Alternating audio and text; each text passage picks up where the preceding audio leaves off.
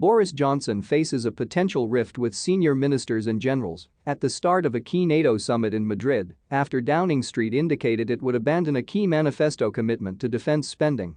In a chaotic sequence of events, a senior government source said that the promise to increase the defense budget by 0.5% above inflation each year needed a reality check just for Johnson to try to argue it was what delivering would become. Please subscribe and turn on the notification bell to stay alert to our latest information.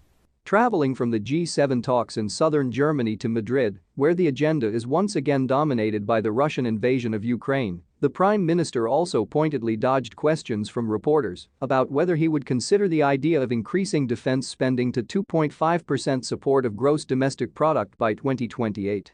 A leak overnight had suggested that Ben Wallace had written to Johnson asking for that commitment, though the defense secretary said on Tuesday he had not privately quantified his demands. Liz Truss, the Secretary of State, said she agreed with the idea. Both ministers are with Johnson at the NATO summit. It emerged on Monday that No.10 had warned that it would most likely drop the inflation target of 0.5% as the inflation rate is above 9% and expected to rise. A senior government source said it needed a reality check of things on offer in another age, also citing the money being spent on COVID measures.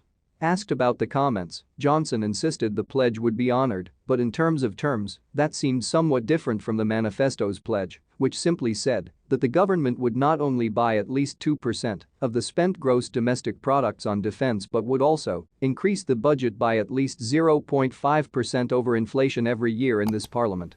Johnson said that target would be met if inflation were measured over the long term rather than annually.